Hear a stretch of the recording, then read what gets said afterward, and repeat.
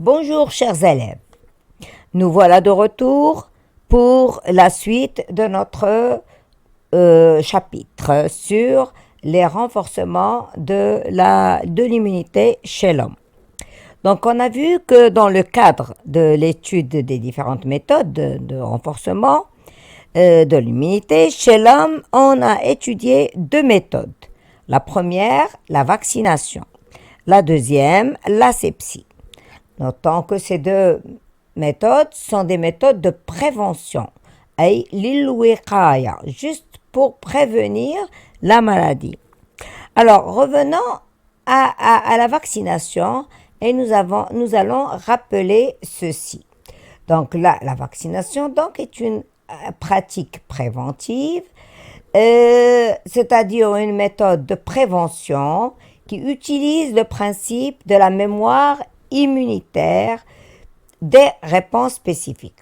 Retenez bien, la mémoire immunitaire, souvenez-vous, on l'a déjà étudié, c'est l'une des caractéristiques des réponses immunitaires spécifiques, que ce soit à médiation humorale ou cellulaire. Alors, prouvons cela. Pour prouver cela, on se propose de faire l'étude expérimentale. Donc, on va essayer de prouver qu'il y a une mémoire immunitaire. On va le faire encore une fois. Donc, voilà.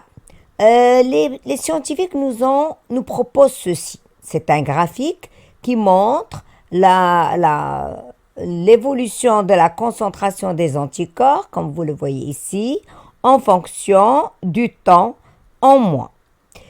Alors, qu'est-ce qu'ils nous disent? Alors, on va y aller pour lire l'introduction. On injecte, voilà, c'est l'expérience. On injecte à une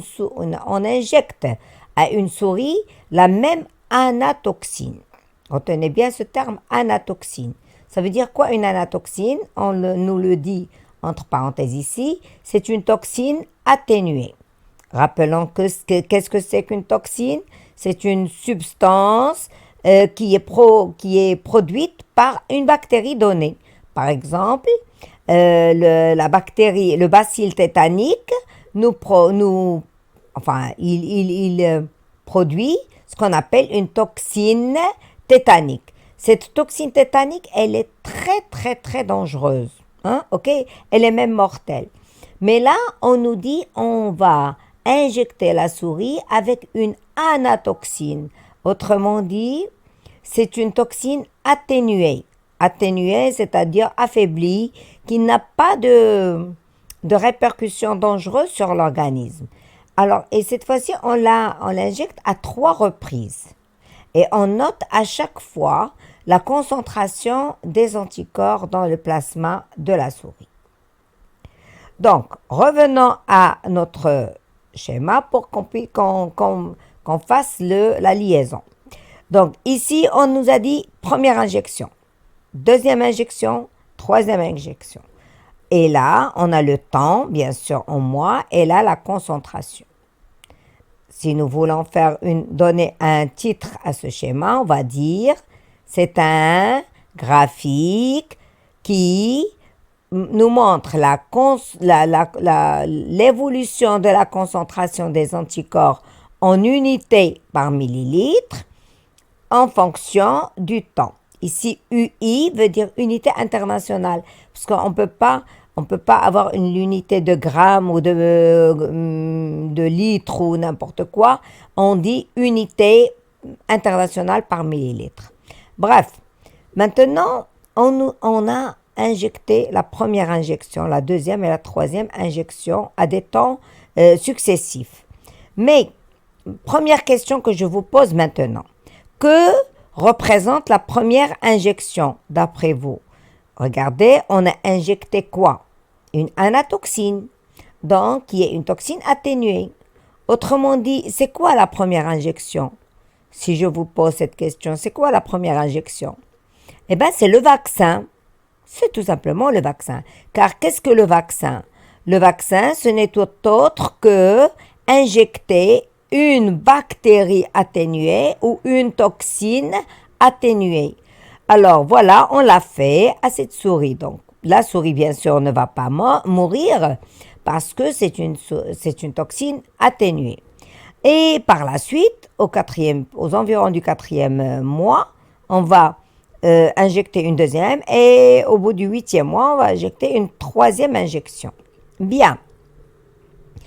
On va voir maintenant les résultats de cette... on va analyser tout simplement cette courbe. La première des choses, à la première injection, que remarquez-vous? Est-ce que vous remarquez qu'il y a une augmentation, comme vous voyez, de la concentration des anticorps en unité internationale? Bon, donc il y a augmentation. C'est bien, ok, mais elle a duré combien de temps cette augmentation? Regardez bien, elle a duré combien de temps? Elle a duré carrément 1 mois. 1 mois, 30 jours. C'est-à-dire, c'est une augmentation qui a été très, très, très, très lente. En 1 mois, la souris a produit des anticorps. Mais à une quantité, comment vous la trouvez cette quantité? Est-ce qu'elle est élevée ou faible? Bien sûr, vous voyez très bien qu'elle est très faible. Alors par la suite, on nous a dit de suivre, on va analyser encore plus. Remarquez qu'est-ce qui va se passer par la suite. Au bout d'1 mois, il va y avoir une augmentation de cette concentration. C'est une bonne chose. Ça prouve que le système immunitaire de la souris fonctionne bien et qu'il commence à produire des anticorps. Mais il faut bien noter que cette fabrication a été très lente, d'une part.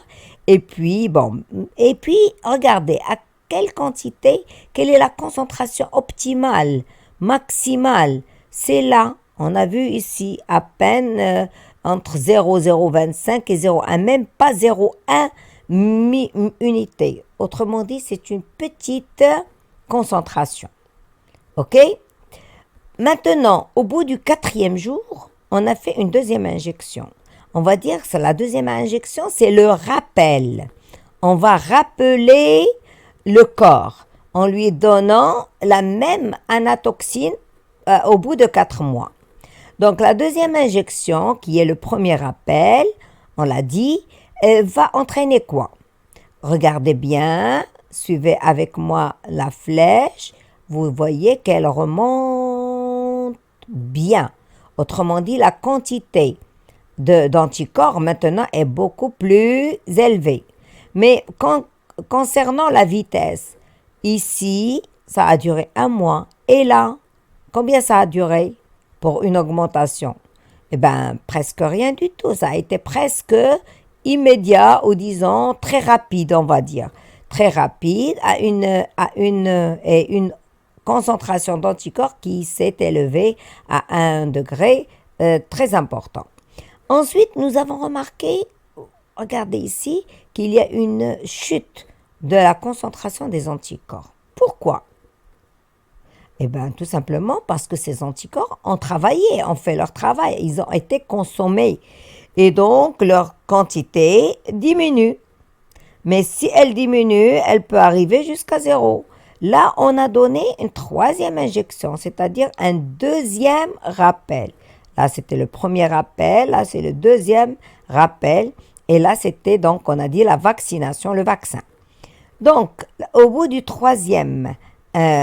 troisième injection, maintenant, cette fois-ci, regardez, ça a monté. La courbe est montée très, très, très, très rapidement. Et elle est arrivée alors, si nous continuons notre flèche, elle va arriver à l'infini, c'est-à-dire une quantité très, très, très importante. Donc, regardez, on nous pose maintenant cette question. Nous avons compris, il nous suffit de formuler ça sous forme de phrase. Que pouvez-vous déduire de l'interprétation des résultats obtenus? Alors, qu'est-ce qu'on va dire? Voilà, à chaque fois qu'on vaccine la souris avec la même anatoxine, la production d'anticorps spécifiques est de plus en plus rapide et en quantité de plus en plus importante. Donc, voilà ce que nous venons de dire, donc nous l'avons formulé sous forme de phrase correcte. Maintenant, en déduire pourquoi il faut faire des rappels lors des vaccinations. Imaginons maintenant, si nous n'avons pas donné la deuxième injection et la troisième, nous prenons juste la deuxième injection. Alors, qu'est-ce qui va se passer? Eh bien, la quantité d'anticorps va augmenter. Ici, elle a augmenté, puis elle va redescendre. Elle va redescendre jusqu'à 0. N'est-ce pas? Parce qu'on va dire les anticorps vont être consommés. Bien. Alors, donc, au fait, on a dû donner une deuxième injection pour que la quantité augmente encore plus, la quantité d'anticorps. Et puis, une troisième injection aussi pour que la quantité devienne vraiment, vraiment très forte. Et ainsi, qu'est-ce qui va se passer lorsqu'on donne à un bébé? Revenons maintenant au corps humain. Si le bébé, on lui donne à sa naissance, par exemple, le vaccin anti-tétanique contre le tétanos. On lui donne le premier vaccin, ici, première injection, voilà. Et puis, on lui donne on ne lui donne rien. Qu'est-ce qui va se passer? Eh bien, au bout de 4 mois, il sera faible. Son immunité va s'affaiblir parce que le nombre d'anticorps va diminuer. Donc, il a fallu donner des rappels. Et c'est pour cela, vous devez le savoir maintenant, que lorsqu'on donne un vaccin, on donne la deuxième fois, la troisième fois le même vaccin, des fois 4 à 5 fois le même vaccin, surtout pour le virus, la bactérie tétanique. Donc, voilà l'intérêt de la vaccination à plusieurs rappels. Voilà. Les rappels, c'est-à-dire la deuxième et la troisième injection, sont responsables de l'immunisation de plus en plus grande du corps contre le microbe contenu dans le vaccin. Donc, souvenez-vous bien, le vaccin, il contient le microbe.